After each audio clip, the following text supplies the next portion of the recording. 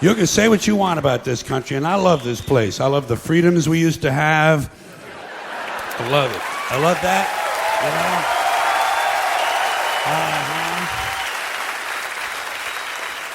I love it when it didn't take a fucking catastrophe to get us to care for one another. I love the fact that we're on camera all the time from all angles. But you know what? You can say what you want about America. And I say I love this place. I wouldn't have it any other way. Wouldn't live in any other time in history in any other place. But say what you want about America, land of the free, home of the brave. We got some dumb-ass motherfuckers floating around this country. Dumb-ass motherfuckers, you know? Yeah.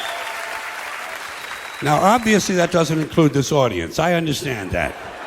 You seem intelligent and perceptive, but the rest of them, holy jumping fucking shitballs.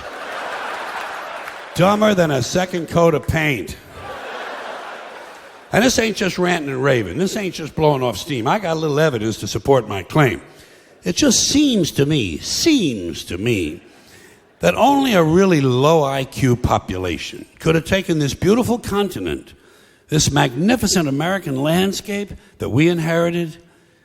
Well, actually, we stole it from the Mexicans and the Indians, but hey, it was nice when we stole it. It looked pretty good. It was pristine. Paradise. Have you seen it lately? Have you taken a good look at it lately? It's fucking embarrassing.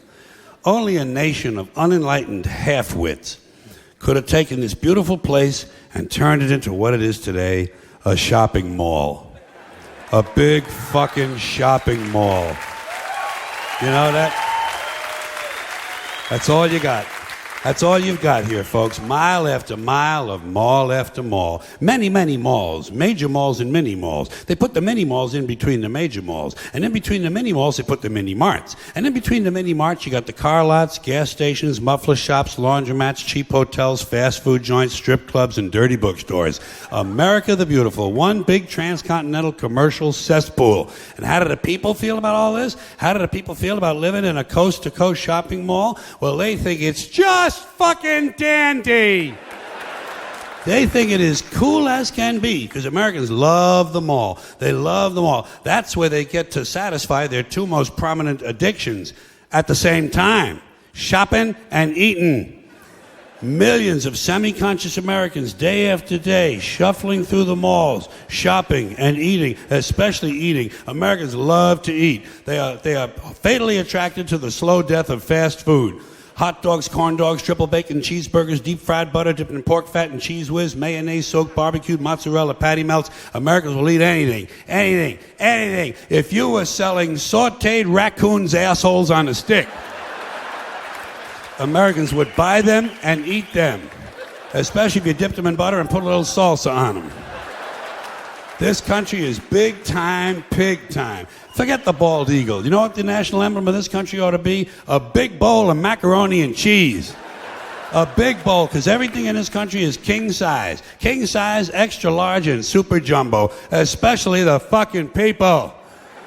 Have you seen some of the people in this country? Have you taken a good look at some of these big fat motherfuckers walking around? Big fat motherfuckers. Oh my God, huge piles of redundant protoplasm lumbering through the malls like a fleet of interstate buses. The people in this country are immense, massive bellies, monstrous thighs, and big fat fucking asses. And if you stand there for a minute and you look at one of them, you begin to wonder, how does this woman take a shit? How does she shit? And even more frightening, how does she wipe her ass? Can she even locate her asshole? She must require assistance.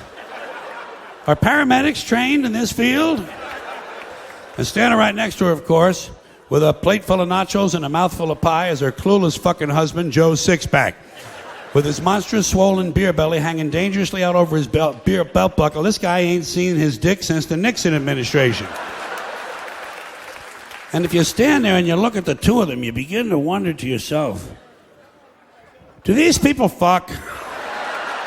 Is this man actually capable of fucking this woman? It doesn't seem structurally possible that these two people could achieve penetration. Maybe they're in that Cirque du Soleil or something. Telling you, the people in this country, every one of them is 50 pounds overweight. They are gargantuan. And in the summertime, God help us, in the summertime, they all want to wear short pants.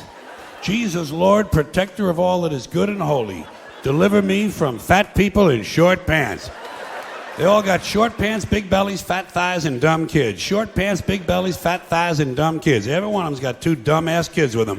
And the whole family is wearing T-shirts, and every one of them's got the same T-shirt. I'm with stupid. Apparently in this country, the stupids are an extended family. And besides wearing them T-shirts, everyone in the family's got on a backpack. They got a backpack strapped to their back so they can carry around lots of stupid shit. And the reason they got to carry their stupid shit strapped to their backs is because their hands must remain free at all times to hold food. And to get that food up to the mouth where it gets shoveled in with all the rest of the disgusting shit they ate that day. And another reason for the backpacks is these people are going to buy even more stupid shit. They ain't got enough stupid shit at home. They just had a stupid shit sale. They ain't going to buy more. They're going to go out in the parking lot and stuff this stuff into the big, fat, ugly, oversized SUV that's got plenty of room in it. Plenty of room in it for stupid shit and lots of room left over for these big, fat, ugly motherfuckers to get them home. Stopping, of course, for jelly roll and fried dough. These people are efficient, professional, compulsive consumers. It's their civic duty. Consumption. It's the new national pastime. Fuck baseball. It's consumption.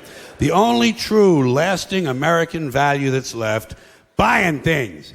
Buying things. People spending money they don't have on things they don't need. Money they don't have on things they don't need. So they can max out their credit cards and spend the rest of their lives paying 18% interest on something that costs $12.50. And they didn't like it when they got it home anyway. Not too bright, folks. Not too fucking bright. But if you talk to one of them about this, if you isolate one of them, you sit them down rationally, and you talk to them about the low IQs and the dumb behavior and the bad decisions, right away they start talking about education. That's the big answer to everything. Education. They say we need more money for education. We need more books, more teachers, more classrooms, more schools. We need more testing for the kids. You say to them, well, you know, we've tried all of that, and the kids still can't pass the test. They say, don't you worry about that. We're going to lower the passing grades. And that's what they do in a lot of these schools now. They lower the passing grades so more kids can pass. More kids pass, the school looks good, everybody's happy, the IQ of the country slips another 2 or 3 points, and pretty soon all you'll need to get into college is a fucking pencil. Got a pencil? Get the fuck in there, it's physics. Then everyone wonders why 17 other countries graduate more scientists than we do. Education. Politicians know that word. They use it on you. Politicians have traditionally hidden behind 3 things: the flag, the Bible, and children. No child left behind. No child left behind. Oh, really? Well, it wasn't long ago you were talking about giving kids a head start. Head start, left behind. Someone's losing fucking ground here. But there's a reason. There's a reason. There's a reason for this. There's a reason education sucks, and it's the same reason that it will never, ever, ever be fixed. It's never going to get any better. Don't look for it. Be happy with what you got. Because the owners of this country don't want that. I'm talking about the real owners now. The real owners, the big wealthy business interests that control things and make all the important decisions. Forget the politicians. The politicians are put there to give you the idea that you have freedom of choice. You don't. You have no choice. You have owners. They own you. They own everything. They own all the important land. They own and control the corporations. They've long since bought and paid for the Senate, the Congress, the state houses, the city halls. They got the judges in their back pockets. And they own all the big media companies, so they control just about all of the news and information you get to hear. They got you by the balls. They spend billions of dollars every year lobbying to get what they want. Well, we know what they want. They want more for themselves and less for everybody else. But I'll tell you what they don't want. They don't want a population of citizens capable of critical thinking. They don't want well-informed, well-educated people capable of critical thinking. They're not interested in that. That doesn't help them. That's against their interest. That's right. They don't want people who are smart enough to sit around the kitchen table and figure out how badly they're getting fucked by a system that threw them overboard 30 fucking years ago. They don't want that. You know what they want? They want obedient workers. Obedient workers, people who are just smart enough to run the machines and do the paperwork and just dumb enough to passively accept all these increasingly shittier jobs with the lower pay, the longer hours, the reduced benefits, the end of overtime, and the vanishing pension that disappears the minute you go to collect it. And now they're coming for your Social Security money. They want your fucking retirement money. They want it back so they can give it to their criminal friends on Wall Street. And you know something? They'll get it. They'll get it all from you sooner or later because they own this fucking place. It's a big club, and you ain't in it. You and I are not in the big club. And by the way, it's the same big club they use to beat you over the head with all day long when they tell you what to believe. All day long, beating you over the head in their media, telling you what to believe, what to think, and what to buy. The table is tilted, folks. The game is rigged. And nobody seems to notice. Nobody seems to care. Good, honest, hard-working people, white collar, blue collar, doesn't matter what color shirt you have on. Good, honest, hard-working people continue. These are people of modest means. Continue to elect these rich cocksuckers who don't give a fuck about them. They don't give a fuck about you. They don't give a fuck about you. They don't care about you at all. At all. At all. Yeah. You know? And nobody seems to notice, nobody seems to care. That's what the owners count on, the fact that Americans will probably remain willfully ignorant of the big red, white, and blue dick that's being jammed up their assholes every day. Because the owners of this country know the truth. It's called the American dream, because you have to be asleep to believe it. But say what you want about American folks. Yeah. You can say what you want about Americans. You can call them smart, dumb, ignorant, innocent, naive, gullible, easily led, whatever you want. You're going to have to deal with them.